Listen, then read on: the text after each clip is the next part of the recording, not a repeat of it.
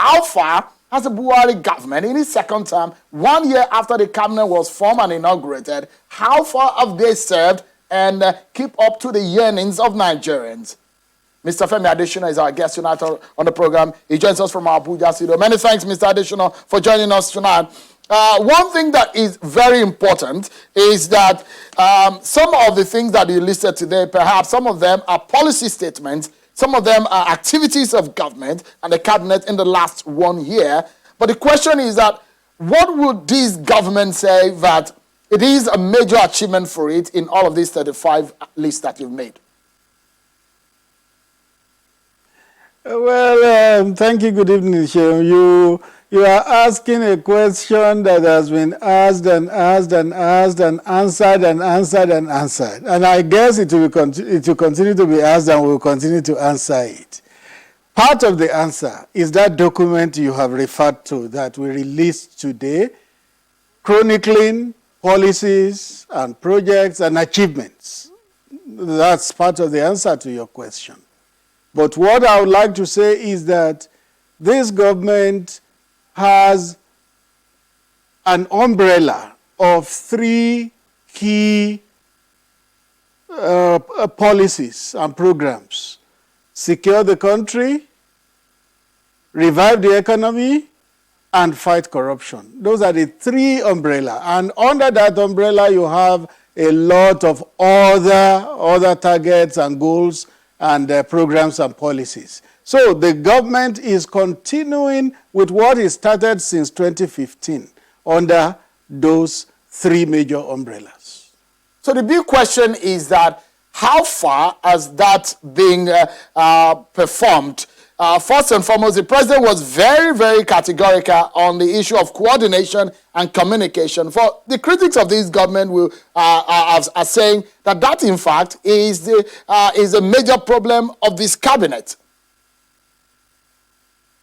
Thank you. In a country of 200 million people, you always have critics. Even in a home of 5-10 people, not all of them will agree on direction and things to do and how to do it. Not even in a home do you have unanimity at all times. So in a country of 200 million people, you will have those who will criticize. You will have those who won't agree with certain things. But it does not change the fact that government is at work and it continues to do what it has set out to achieve for the country.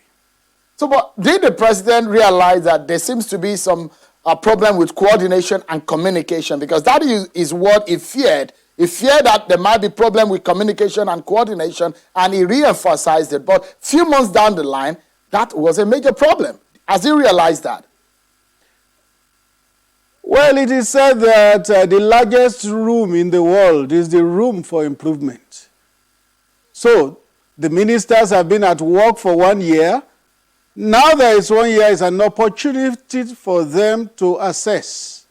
And in whatever ways they feel they have fallen short, they can then improve. They can improve on coordination. They can improve on communication. That's the opportunity that 1 year in 4 years gives you. If you are on a 400-mile journey and you get to 100 kilometers, it's a milestone. It's an opportunity for you to review the journey so far and to preview over the next 300 kilometers. So it's an opportunity for the ministers to then assess themselves vis-a-vis what target the president set for them. So one of the other things is the KPIs. The president said that he's going to keep tabs on the assessment of each ministries and each ministers. What is the president doing? Has he done that? Has he been able to assess his ministers? What would come out of that assessment? Well, if you have followed the briefings from the weekly Federal Executive Council meeting, particularly from about November last year, you would have noticed that 2 ministers gave a performance report per Federal Executive Council meeting, starting with the returning ministers.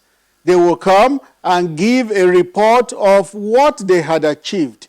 That was just concluded about 2-3 weeks ago. All the ministers have now given a performance report. And coming up in the first week in September is a 2 or 3 day retreat, cabinet retreat, in which all those things will be looked at again. And of course, the president will have opportunity to then make comments about the performance of each minister based on the report the minister himself has given.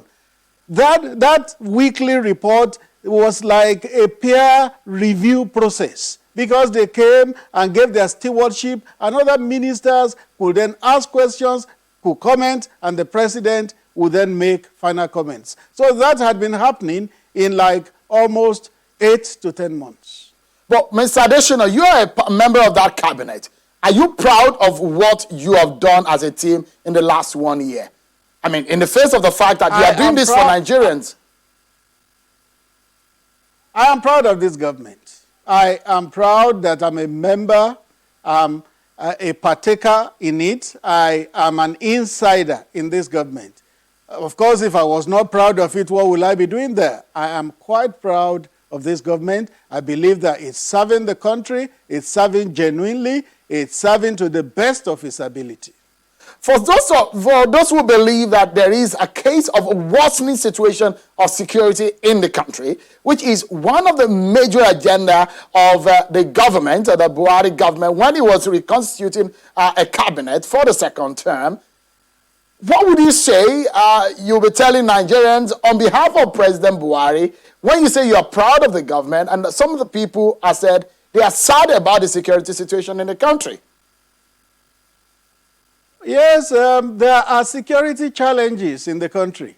And of course, when you have loss of lives, you've got to be sad about it. You can't rejoice when you have wanton loss of lives and destruction of property. There are security challenges. But it has been proven many times that it's relative to say it's worsening. No, we are not where we are yet. But I recall your program on Sunday about 2-3 weeks ago. There was this group captain, Sadiq Garbashew, who came with statistics and reeled out what has been happening in this country since 2011 to now. If you look at it, you hosted that program, so you are privy to what he said. You can't quite agree that it is terribly worse than it was at a certain point. But is that what... mark what I have said. We are not where we want to be. Okay, so let's wrap up this segment with you now, Mr. Adesina. It's 1 year. But the thing is that you did not elect yourself. The president neither did not elect himself into office. So you're serving the Nigerian people. But if the Nigerian people are not happy about a major agenda of government, would that give you some kind of fulfillment? No, because in a democracy, you are responsible to the people.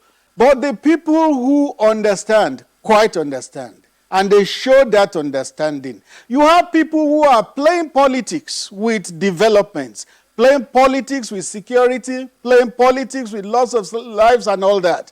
But those who understand what is happening in the country show that understanding. And they know that government is at work on these things and it's a work that will be accomplished. Those who are playing politics is a different kettle of fish.